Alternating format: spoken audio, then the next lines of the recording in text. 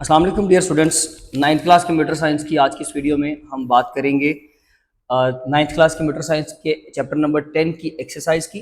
और इसमें हम उसके एमसीक्यूज और शॉर्ट क्वेश्चंस डिस्कस करेंगे। सबसे पहले एमसीक्यू से स्टार्ट करने हैं। विच of the following is not a सब फील्ड ऑफ एआई। नंबर 2 पे विच of these AI algorithms is considered an explainable model. Neural network तो है ये एग्जांपल ब्लैक बॉक्स की, जो ट्रांसपेरेंट नहीं होता, आपको नहीं पता चल रहा होता कि वो पैटर्न्स को रिकॉग्नाइज कर रहा है, या कोई भी अगर आपका एआई की डिवाइस काम कर रही है तो वो किस तरह से कर रही है, क्योंकि उसमें वो न्यूरल नेटवर्क्स को यूज कर रही होती है। और वो ब्लैक बॉक्स की एग्जांपल होगा। यहाँ पे डिसीजन ट्री जो होंगे वो आपकी किसकी एग्जांपल होंगे जी, एक्सप्लेनेबल यानी कि व्हाइट बॉक्स मॉडल की एग्जांपल होंगे। तो बी यहाँ पे ऑप्शन राइट आंसर होगा। नंबर 3, क्वेश्चन नंबर 3 है which of these is a security concern in IoT deployments. देखिए जी, आईओटी की डिप्लॉयमेंट्स में डिवाइस की vulnerability, data privacy, lack of standardisation, all of these. कैसे? डिवाइस वल्नरेबिलिटी का मतलब होता है डिवाइस की वीकनेस, किसी चीज की वीकनेस के जहां से कोई हैकर उसको हैक कर सके, या कोई बंदा उसके अंदर पैनिट्रेट कर सके, या उसको इस्तेमाल कर सके मिस यूज करने के लिए, वो पॉइंट को हम वल्नरेबिलिटी पॉइंट बोलते हैं। यहाँ नंबर 2 पे डाटा प्राइवेसी, वो तो हम ऑलरेडी अपने लेक्चर्स में भी डिस्कस कर चुके थे कि प्राइवेसी को जो है, प्राइवेसी कंसर्न या किसी चीज का लीक हो जाना, डाटा का लीक होना, वो बेसिकली डाटा प्राइवेसी कहलाता है। नंबर 3 पे लैक ऑफ स्टैंडर्डाइजेशन, यानी कि स्टैंडर्ड्स नहीं है, उसके रूल्स एंड रेगुलेशंस नहीं है। तो ये सारे पॉइंट्स फिर आएंगे डेफिनेटली किसके अंदर, आईओटी की डिप्लॉयमेंट में। तो all of the above, D answer. Question number 4 है which of the following is an application of AI in health care.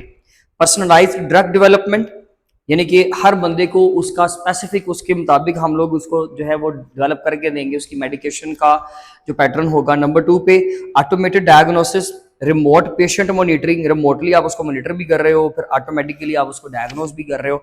All of the above ही यहाँ पर आंसर होगा, डी आंसर। क्वेश्चन नंबर 5 है what is the primary purpose of using AI techniques in machine learning models. तो primary purpose क्या है जी, to improve accuracy, to enhance interpretability, to reduce computational complexity, all of the above. तो यहाँ पे भी all of the above होगा। ये सारे कामों को करने के लिए हम इसको इस्तेमाल करते हैं। क्वेश्चन नंबर 6 है what is the key difference between explainable and unexplainable AI model. Black box और व्हाइट बॉक्स में फर्क, the ability to understand the decision making process.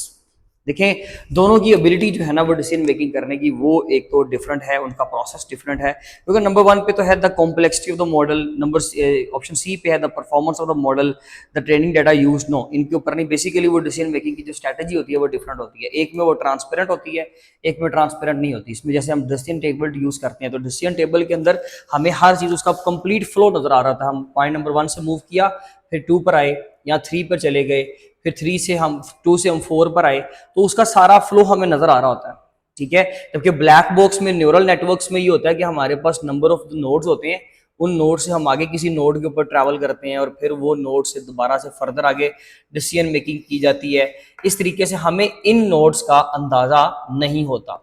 ठीक है, कि यहाँ पर कैलकुलेशन जो है वो किस तरह करके and then finally output generate कर रहा है यहाँ पे, तो हमें इस चीज के बारे में अंदाजा नहीं होता। ठीक है जी, ये जो सेंटर में है, इसलिए ये जो ब्लैक बॉक्स और व्हाइट बॉक्स है, इसमें डिसीजन मेकिंग का जो है वो खास करके डिफरेंस पाया जाता है, ability to understand the decision making process. Question number 7 है which of the following is an application of IoT in the transportation domain. तो ट्रांसपोर्टेशन में smart traffic management, vehicle to vehicle communication, predictive maintenance of vehicles, ये सारे ही उसके option, और हमने almost अपनी videos में इन तमाम चीजों के ऊपर बात की हुई है। तो क्वेश्चन नंबर 8 है which of the following, which of these is a potential impact of AI and IoT on the job market. देखिए, जॉब मार्केट में इसका बहुत ज्यादा जो है वो इम्पैक्ट है। Job place displacement due to automation, बिल्कुल ऐसे ही है। ऑटोमेशन के आ जाने की वजह से फिजिकल जॉब्स पे बहुत ज्यादा नहीं लेकिन फर्क जरूर आया है।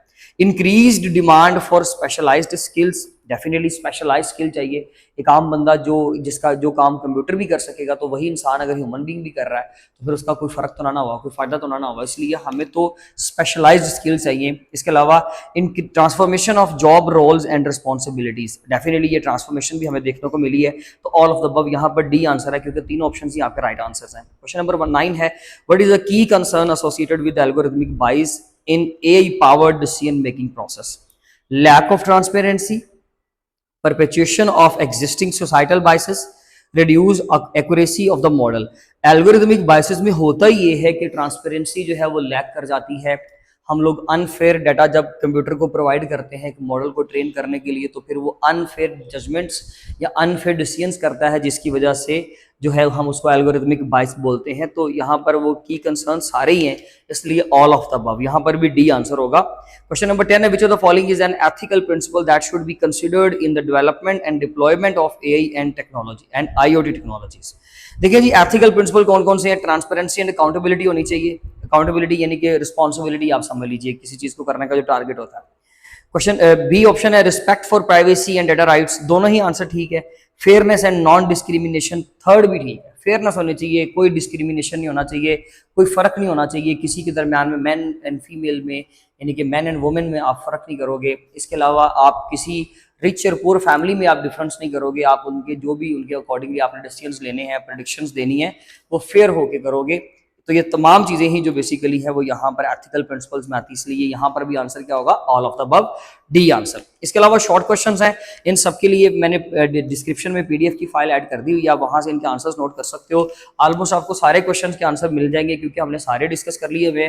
अगर कोई एक आध नहीं है तो उसके बारे में हम अभी बात कर लेते हैं। सबसे पहले डिफाइन इंटेलिजेंस, आर्टिफिशियल इंटेलिजेंस, इसकी डेफिनेशन देंगे, मिल जाएगी चैप्टर से। नंबर 2 पे what is the historical context and evolution of AI, तो इसमें हम लोग एआई के तमाम जो हिस्टोरिकल कॉन्टेक्स्ट था ना उसका, जब इसको 1950 से 1960 में हमने सबसे पहले स्टार्ट किया, फिर 70 से 80 वाला डिकेड है। इसी तरह से हमने वो सारे डिकेड्स या जो भी ईयर्स हैं उनके अकॉर्डिंगली प्रॉपर 2023 तक, चैट जीपीटी की इन्वेंशन तक, हमने वो सारे एवोल्यूशन उसकी बतानी है कि एआई के अंदर कैसे कैसे चेंज आया, वो सारा आप याद करोगे। एटलीस्ट वो डेट लिखकर सामने थोड़ा थोड़ा कंटेंट लिखोगे, जिससे ये चीज समझ में आए कि एआई के अंदर क्या चेंज आया, कैसे इवॉल्व हुआ ये। क्वेश्चन नंबर 3 है, provide 2 examples of AI applications in health care. तो हेल्थ केयर में देखिए जी, हमने अभी एमसीक्यूज में पढ़ा है कि वो मॉनिटर करता है पेशेंट को, ठीक है। इसके अलावा ऑटोमेटेड जो है वो आपको मेडिकेशन प्रोवाइड की जाती है, यानी कि आपको फिजिकल विजिट्स नहीं करने पड़ते, आप ये लिख सकते हो, ये 2 एप्लीकेशन आप लिख सकते हो। लेकिन फिर भी आपको प्रॉपर्ली डिस्क्रिप्शन बॉक्स में जाके आंसर मिल जाएगा। Explain the role of AI techniques in advancing machine learning model. Machine learning model को एडवांस करने के लिए इन्होंने ये किया है, इनके ये रोल रहे हैं एआई डिवाइसेस के, कि वहाँ पे आप समझ लीजिए use of deep learning, use of pattern recognition, इन चीज़ों के आने की वजह से आपके एआई मॉडल को बेहतर अंदाज से, मशीन लर्निंग मॉडल्स को बेहतर अंदाज से ट्रेन किया जा रहा है। जब से ये पैटर्न रिकॉग्निशन, इमेज रिकॉग्निशन आई है, तो आप मशीन लर्निंग में किसी भी सिस्टम को ज़्यादा अच्छे तरीके से डाटा प्रोवाइड कर सकते हो। ये सारा काम एआई डिवाइसेस की वजह से पॉसिबल हुआ है। तो यहाँ पर एआई के हमने रोल लिखने हैं टेक्निक्स के।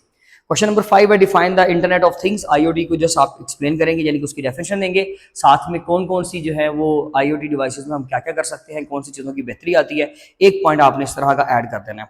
क्वेश्चन नंबर 6 है, describe the significance of IoT in connecting devices and systems. क्या सिग्निफिकेंस है? पेज नंबर 217 पे इसका तो कंटेंट सीधा लिखा हुआ है 217 पे, कि ये आपके डिजिटल डिवाइसेस को और आपके फिजिकल वर्ल्ड को क्या क्या करता है? कनेक्ट करता है। इनकी इंटीग्रेशन देखने को मिलती है आपको। तो 217 पे सिग्निफिकेंस ऑफ आईओटी का पैराग्राफ आपके साथ मौजूद है। क्वेश्चन नंबर 7 है, what are the potential risks associated with AI and IoT. तो ये हमारा लास्ट टॉपिक है कि एआई एंड आईओटी को इस्तेमाल करने से पोटेंशियल रिस्क्स क्या हैं, जैसे कि डाटा प्राइवेसी का रिस्क आ गया, फिर एल्गोरिथमिक बाइस आ गए। ये दोनों पॉइंट्स लिखें और इनको थोड़ा थोड़ा आप डिफाइन भी कर दीजिए। फिर क्वेश्चन नंबर 8 है, discuss the societal impact of AI and IoT on daily life. तो इनके सोसाइटल इम्पैक्ट क्या है, क्या फर्क आया सोसाइटल एट लार्ज या सोसाइटी एट लार्ज या लाइफ एट लार्ज, वो कर दें। इसके अलावा इसमें आप एक पैराग्राफ जो है वो वर्क इन्वायरमेंट का कर देंगे, डेली लाइफ का। तो आप इसका बिल्कुल समरी पे 221 पेज के बिल्कुल ऊपर सोसाइटल इम्पैक्ट एंड एडाप्टेशन में 3 पॉइंट्स आप कोई से भी 2 एक्सप्लेन कर सकते हो। नेक्स्ट है जी क्वेश्चन नंबर हमारे पास 9, explain the concept of algorithmic बाइस। इसकी डेफिनेशन लिखेंगे, और इसके अलावा इसकी डेफिनेशन कहाँ से मिलेगी, मैंने आपको पहले कहा था जब मैंने वीडियो लेक्चर दिया था कि ये बहुत इंपॉर्टेंट डेफिनेशन है। तो 220 पेज पे आपको इसकी डेफिनेशन मिल जाएगी। ये आपका टॉपिक था implications of AI and IoT. इसके अलावा outline the importance of ethical considerations in AI and IoT. Ethical considerations का हमें कौन कौन सा ख्याल रखना है, उसमें हम लोगों ने पेज नंबर 221 पे कुछ पॉलिसीज पढ़ी थी, वहां से आप इसको जो है वो इसका आंसर आपको मिल जाएगा 221 पे।